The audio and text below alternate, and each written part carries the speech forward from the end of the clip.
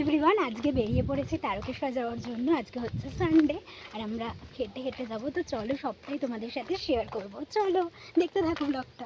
প্রথমে তো স্নেহাদের বাড়ি গিয়ে একটা চকো পেয়ে গেছিলাম। তারপর আমরা দুজন তো এখানে রেডি আর বাকিরাও রেডি, সবাই মিলে বেরিয়ে পড়েছিলাম। একটু দুঃখের বিষয় হচ্ছে স্টেশনে পৌঁছাতে আমাদের ট্রেন মিস হয়ে গেছিলো আর নেক্সট ট্রেন ছিল 2 ঘন্টা পর।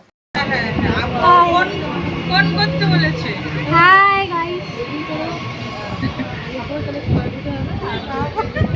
আমাদের সেখান থেকেই লেট হওয়া শুরু, কিন্তু আমরা তাও ফিট চেক দিচ্ছিলাম, মাঝে একটু আলু কাবলিও খেয়েছিলাম। দেন এরপর পরপর আমরা যে ট্রেনগুলোতেই উঠছিলাম সবগুলোই হয় মিস হচ্ছিল, নয়তো লেট হচ্ছিল। এখানে আমাদের 3টায় পৌঁছানোর কথা, সেখানে আমরা শেওড়াফুলি পৌঁছাই 5টা। দেন একটু খাওয়া দাওয়া করে আবার বেরিয়ে পড়ি। পৌঁছে গেছি আমরা কোথায়? সেটা হলো শেওড়াফুলিতে পৌঁছেছি। এখন 5টা বাজে, এখন হাঁটা শুরু হবে, মানে এখনো শুরুই হয়নি। তারপর চলে যাই গঙ্গার ঘাটে, সেখান থেকে এবার স্নানটা সেরে ফেলি। তারপর এখানে কপালে টিপ পরে এইবার আমরা শুরু করব আমাদের জার্নি। যারা তারকেশ্বর গেছে তারা রিলেট করতে পারবে, এই যে হেঁটে এতটা পথ যাওয়া, তখন জানি না কিভাবে এনার্জি চলে আসে অ্যান্ড সবার সাথে হাঁটতে হাঁটতে একটা আলাদাই কিছু ফিল করা যায়, যেটা হয়তো আমরা কখনোই যদি এমনি সামান্য হাঁটি আমরা হাঁটতে পারবো না।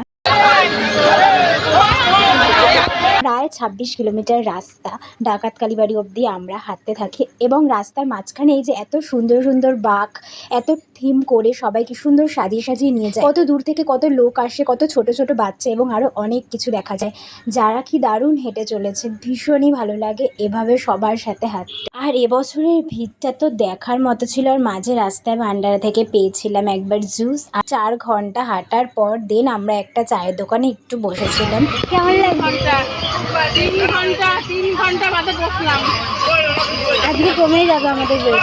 তারপর পেয়েছিলাম পোলাও, আলুর দম, এছাড়াও তো ভান্ডারাতে অনেক কিছুই দিচ্ছিল। ফাইনালি আমরা পৌঁছে গেছি অনেকটাই। আর এবছর থেকে তো শুরু হয়েছে এই শ্রাবণী মেলা। প্রথমে তো আমরা গেছিলাম ডাকাত কালীবাড়ি, আর এখানে যা ভিড়, অ্যাকচুয়ালি সব জায়গায় ভীষণ ভিড়, প্রত্যেক বছরই ভিড় হয়, কিন্তু এই বছরের ভিড়টা তুলনামূলক অনেকটাই বেশি। তারপর আবার আমরা হাঁটা শুরু করেছিলাম। দেন আমি আর ক্লিপ নিইনি, কারণ ফোনের চার্জটাও বাঁচিয়ে রাখতে হতো। আমরা যখন রাত্রি 12:30 নাগাদ তারকেশ্বর স্টেশনে পৌঁছাই তখন এর ভিড়টা ছিল। কিন্তু এবছরের একটা ব্যবস্থা খুব ভালো করেছে, যে সারা রাত জল ঢালা যাচ্ছে, আর মহিলাদের জন্য একটা স্পেশাল লাইনও করা হয়েছে।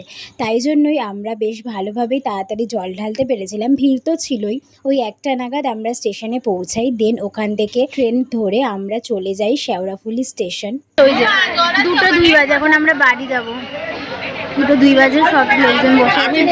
সকালবেলা হ্যাঁ,